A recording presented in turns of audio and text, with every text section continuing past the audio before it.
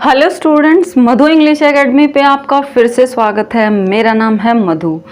जैसा कि आप सब जानते हो, मैंने अपने चैनल पे इंग्लिश के बिल्कुल बेसिक से स्टार्ट किया था, जहाँ पे आप बिल्कुल छोटे छोटे जो स्टेप हैं उनको क्लियर करके आप आगे बढ़ोगे।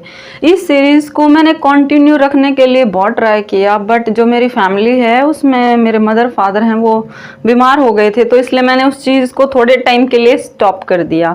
लेकिन अब ऐसा नहीं रहेगा, अब ये कंटिन्यू रहेगा।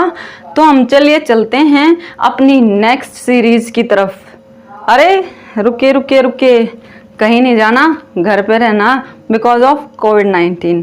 तो हमारा जो नेक्स्ट टॉपिक रहेगा, जैसे कि आप जानते हैं मैंने पहले ही बोर्ड पे लिख दिया था, because of the lack of time, which is tense. Tense क्या होता है? टेंस होता है काल, जैसे जिसको हम हिंदी में काल बोलते हैं। सभी बच्चे जानते हैं कि काल क्या होता है। काल किसी कार्य के करने या होने के समय को काल कहते हैं। मतलब कोई भी जो काम है वो किस टाइम पे हुआ, कब हुआ, उसकी सिचुएशन क्या थी, ये जो जिस समय को बताता है ना किसी कार्य के करने को, उसको हम काल कहते हैं। और जो टेंस होता है, tense is a form of verb which tells about the time of an action. आप इस चीज को नोट करिएगा। जो टेंस क्या होता है, टाइम ऑफ एक्शन, जिसको हम हिंदी में काल बोलते हैं, वही टेंस होता है इंग्लिश में। किसी कार्य के करने के या होने के जो समय होता है वो क्या होता है? टेंस। ये जो टॉपिक है ना इंग्लिश का, बहुत बेसिक टॉपिक है। आप अगर टेंस सीख लेते हो, उसके छोटे छोटे स्टेप, बहुत सारे बच्चे हैं जिनको पता ही नहीं है टेंस होता क्या है, उसको हिंदी में क्या बोलते हैं, काल कितने प्रकार के होते हैं, तो वो आगे जो सीरीज है उसको वो चेक नहीं कर पाएंगे।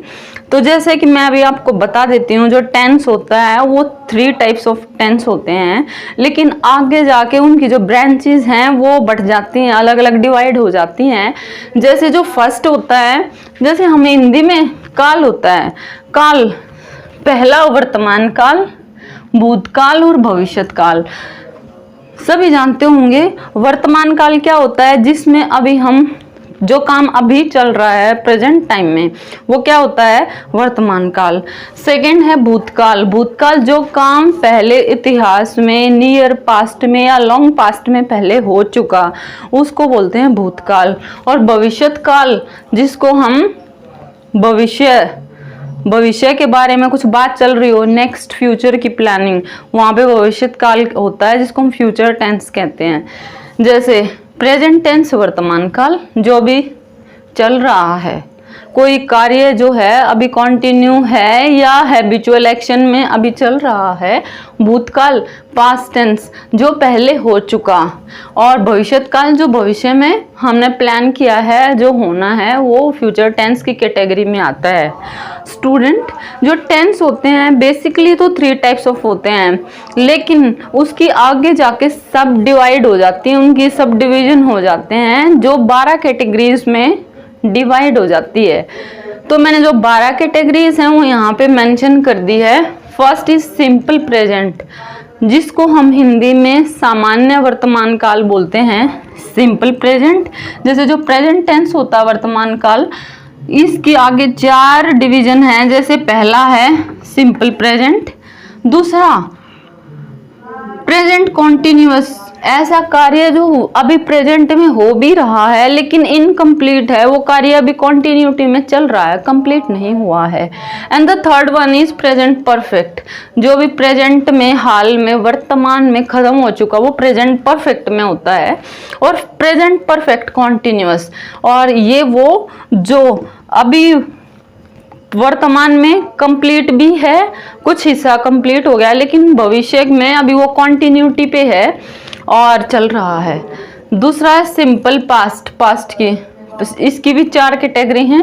Simple past, past continuous, past perfect and the past perfect continuous. And the third one is future tense, जो है इसकी भी 4 कैटेगरी होती हैं। Future indefinite, future continuous, future perfect and future perfect continuous.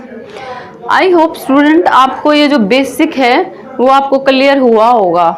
आपको है, मैं आपको एक प्रॉमिस देती हूँ, आप मेरे साथ स्टेप वाइज स्टेप मेरे साथ बढ़िए। मैं आपको प्रॉमिस करती हूँ आपको इंग्लिश ज़रूर आएगी, लेकिन आपसे मैं एक प्रॉमिस चाहती हूँ कि भाई जो ये मैं सिखा रही हूँ इसको आप पूरी वीडियो देखें और साथ के साथ इसका रिवीजन भी करें, इसकी प्रैक्टिस भी करें।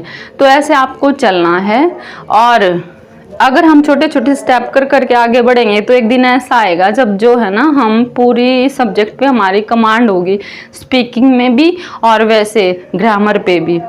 वो कहते हैं ना स्टूडेंट, पंख फड़फड़ाकर कहता है परिंदा, पंख फड़फड़ाकर कहता है परिंदा, अभी उड़ान बाकी है, नापी है मुट्ठी भर जमीन, नापी है मुट्ठी भर जमीन, अभी पूरा आसमान बाकी है। अभी तो इंग्लिश का एक छोटा सा पड़ाव पार किया है, अभी तो पूरी ग्रामर बाकी है।